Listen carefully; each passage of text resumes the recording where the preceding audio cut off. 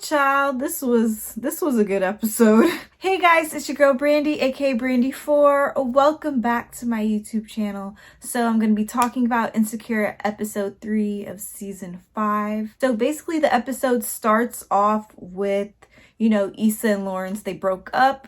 And the second episode of the season, we saw like Issa's life after they had broken up a year ago. And we saw that she was basically doing well. She seems like she's getting adjusted within her new career, new lifestyle post Lawrence, and it doesn't look like she's dating anyone, so she looks like she's doing well without Lawrence. For this episode, we're finally seeing like Lawrence after Issa and him had broken up. And honestly guys, well, first of all, my scarf is just like a hot mess. I'm sorry, it's cold in my room. It's like winter now. Hate it. So yeah, first of all, I was very surprised that Condola was actually gonna have the baby. I was like really hoping that it wasn't going to happen. I was hoping the worst, if y'all know what I mean. And basically Lawrence gets a text that Condola had the baby. She gave birth to a beautiful boy, Elijah Mustafa Walker. Yo, I kept saying Mufasa in my head. Interesting middle name, but Elijah is a great first name. This episode, you just see Condola doing most of the work, obviously, because she's a new mother. And Lawrence, he's trying to like see where he fits in that lifestyle because, as you know, he had to move to San Francisco, I believe, for his new job. Clearly, it looks like this job pays well. And yeah, Lawrence is pretty much he wants to be an involved parent, which I respect, but also like that's the bare minimum. Like, it's crazy. I don't know. I thought it was funny, like when they were at the baby's baptism and his uncle was like, "Great job being an involved parent." It's just like, you're rewarding him for the bare minimum. And it's so funny because like he wants to be involved, but like from his perspective, we're seeing that Condola is the one making it hard for him to be involved. And regarding that, when you see it from his perspective, you're just like, you do kind of feel bad. However, I like what they did where they like split the screen and showed like what Condola had to go through as a new parent versus what Lawrence has to go through, especially when they're not together, they're not married, they don't live in the same city. So what's likely gonna happen, and I feel like this is just with everyone who has a baby mom, baby father, and you're just not with that person.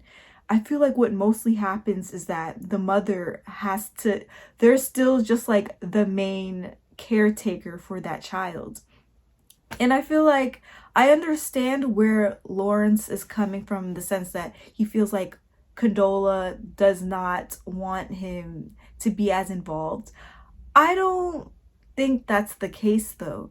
It's just like newborn babies, they really need the mom. Like the mom is very important. Like, don't get me wrong, I'm not saying like a father's care isn't like important, but I feel as though it's just hard because the mother's breastfeeding, and I don't know if it's just like the feminine touch a baby needs, but it's just it's just how it is. Like, I don't even know. I feel bad for him, but also it's like when you split the screen and you see what they both have to go through, he is still able to live a carefree life. Like doesn't have a baby, he's still able to date, he's able to go to work, he's able to call out and tell her like, "Hey, actually I'm tired, can I see you tomorrow?" Like, he has that option as a father. And she doesn't really have that option. It's frustrating because he has the option to move closer to the baby, but he's choosing work. But it's like, dude, I understand, like, you just got this job and it's a good job, but he's gonna have to find a job in LA for this to work because it's not gonna work otherwise. It did kind of bug me when he like went off on her and was like, you ruined my life. She didn't ruin your life. You had unprotected sex. Both of y'all made this baby together. I hate, and that's another thing, I hate when men go about it that way, like, oh, she could have had an abortion, blah blah blah. No, sis is in her 30s. Like, she wanted to have kids at that moment, and you shouldn't have had unprotected sex. Like, do men not realize that, like, it takes two to tango? Nobody's trapping you. Nobody wants to trap you. Like, if we had unprotected sex and I get pregnant, like, what am I supposed to do? Especially if, you know, I'm at an age where, you know, it's going to be harder for me to have kids. You can't just, like, put the blame on her. But it's like, whatever. I guess we understand his frustration since, you know, he finally rekindled his relationship with Issa only for it to be just destroyed. I'm still very upset about that. But yeah, this episode was a good episode. I don't know. Like, I don't know how I feel. Like, I'm just on both of their sides. But I'm on Condola's side a little more. Because obviously, just seeing it from a woman's perspective, he has the option to move closer to his baby. He's not taking the option. Like, I understand it's like, it's kind of hard to, like, just quit a job and just move back. But also, like, doesn't his parents live in LA? Like, he gonna stay with his parents in the meantime. Like, you know, I think, like, towards the end of the episode, he starts to realize, he's like, all right, yeah, I need to start thinking of this as, like, a team and not just, like, me against her, because that's how it was turning. And child, they just had the baby. That is not a good look. They cannot start off with just negative energy. So I'm glad the friend, I forgot his name, child. Tiffany's husband, I forgot his name, my bad.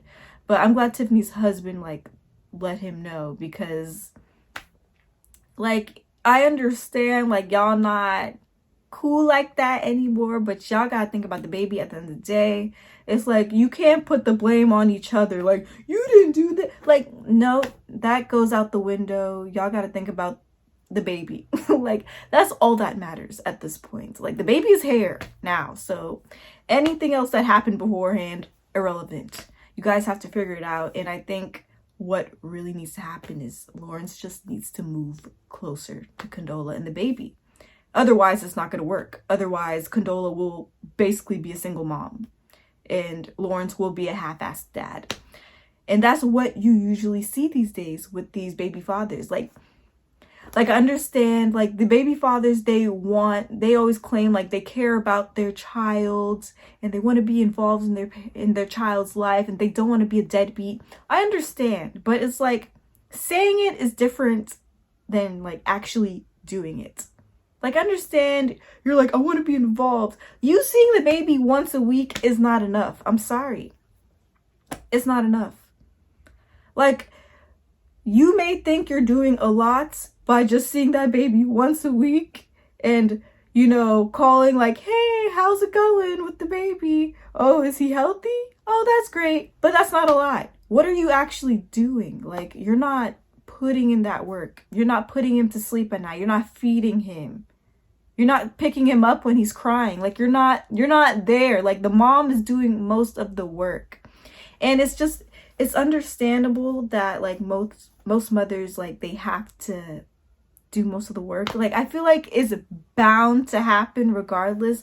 Like, I don't know any situations, like, correct me if I'm wrong, I just don't know from any life experiences or whatever I've heard. I don't know, like, I've never heard of, like, the dad being more involved than the mom when a newborn baby is here. Like, I've never heard of that. So it's just kind of hard. It's a weird situation, and I'm so glad this episode came about because we do typically hear about the deadbeat fathers and the fathers who are just, like, not involved in their child's life, and then versus, like, a father who is in a very, like, stable relationship and who is involved in their child's life because they're in a stable relationship, because they, you know, live with their partner and the baby. So it's easier for them to be involved.